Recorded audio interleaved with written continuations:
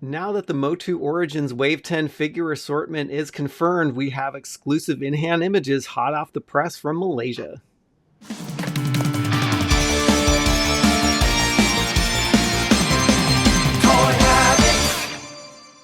And before we dive into the news, be sure to give it a like and subscribe to the channel so you can be alerted to the latest news, reviews, and episodes when they drop. Hey everyone, welcome back to Toy Habits News. I'm Michael, and with me is my collector in crime, Larry. Now, we first wanted to send a huge thank you to Terrence from Facebook, and he is a friend of the channel and longtime viewer, and he DM'd us these exclusive in-hand images of these MOTU Origins Wave 10 figures.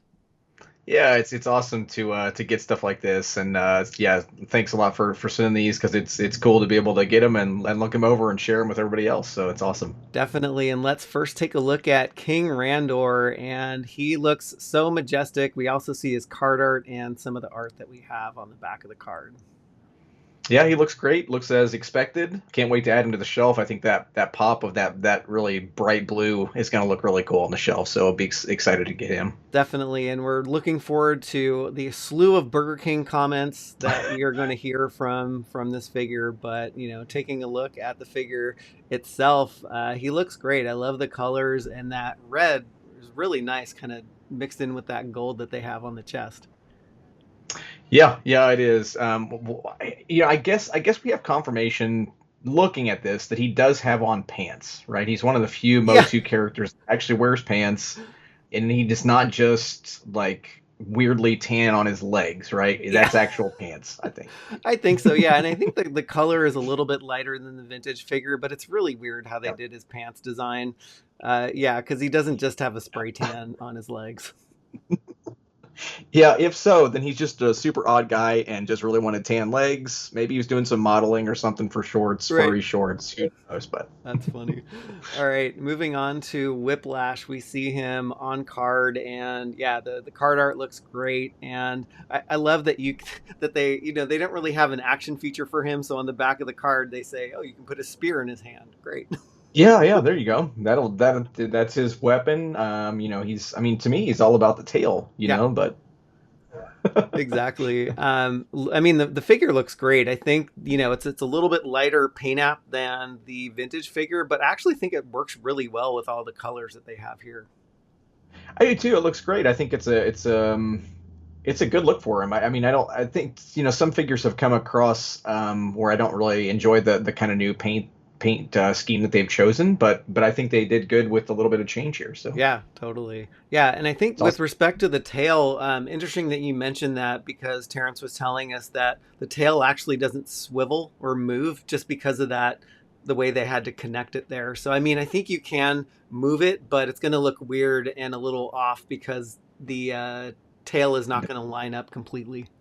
Yeah, that's less than ideal. I wish they would have maybe come up with a better solution for that. It's because it sure looks like they could have done something there to put it on a swivel of some sort, but maybe they just figure people don't care about it that much. But to me, it's nice to be able to like move it from one side to another Yeah. depending on where he's positioned on the shelf and things like that. So Yeah, I think in the vintage figure too, they just kind of used a gelatinous tail, and so you could actually twist it. But I guess there are no twisting functions in these figures, and so maybe that was something that they gave up on. yeah, it could be. And I think something like this, not be able to get the exact same features and playability we had in the 80s, but it's still a good compromise for the most part on some of these. So. Yeah, definitely. All right, and moving on to Digitino, our Rulers of the Sun figure, we actually get confirmation that his armor is actually glow in the dark. Ooh, awesome! Yeah, I hadn't actually noticed that.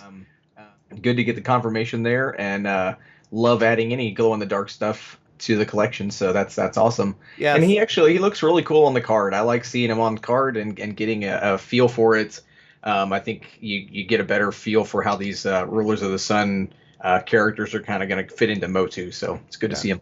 Oh, totally. And yeah, just not to squash your excitement for the glow in the dark feature. Terrence was saying that he tried the glow in the dark feature and it doesn't really glow that bright. And Oh, so he really come couldn't on, get us a good no. shot of that. Jeez. Yeah, that's a fail. I mean, well, I guess glow in the dark is a pretty new feature, so they maybe just haven't gotten the kinks worked out of it, right? Yeah, yeah. But yeah, I think the figure looks great. I actually love the bracers and the boots and stuff. I think it came out really nice. Yeah, he looks good. The coloring's cool. It's yeah, he'll be cool to add to the collection, and I like his weapon. Yeah, It's kind of like a it although it does kind of look like a back scratcher a it little bit. does. That's funny. I'll take that. All right, and last but not least, we have mini comic Trapjaw, and it's actually finally great to see him because it's been almost a year since we've seen him revealed at PowerCon. So it's really great to see how they did it here. Yeah, I think he came out really good. Once again, it's cool to see him on card. Just the contrast and the colors and things. And yeah, it's cool to see the artwork on the back looks great too. I'm glad he got his own special artwork, and it's not just like a recolored version of Trapjaw's artwork or something. So Yes, no, I like that. That's great. yep. And moving on to the figure, we have the arrangement of his all of his attachments.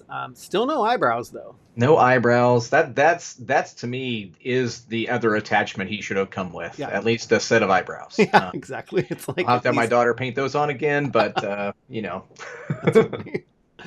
And at Toy Habits, we love the gratuitous crotch shots, and so it's actually cool to see that they've painted his waist piece similar to the mini comic. Yeah, I like that they did that. And it does look like it goes around too. Like Hmm. the back of the figure isn't just black, Yeah, because sometimes they've done that where they get lazy with the paint apps and they're like, nobody's gonna look at the back of the figure anyway or whatever. So yeah, totally. yeah, it And looks like it we wraps also around. wanted to give a shout out to Retro Toy Escapades, who also has these reviews up on YouTube already. So yeah, you can get a mix of visual images here and video review over at his YouTube channel because man, stuff hits fast in Malaysia. Yeah, no doubt. This stuff pops up, and it's cool to see it in hand and know that we're getting close. Definitely. And here are the MOTU Origins Wave 10 figures. And once again, thank you so much, Terrence. And, I think it's really great to see these in hand.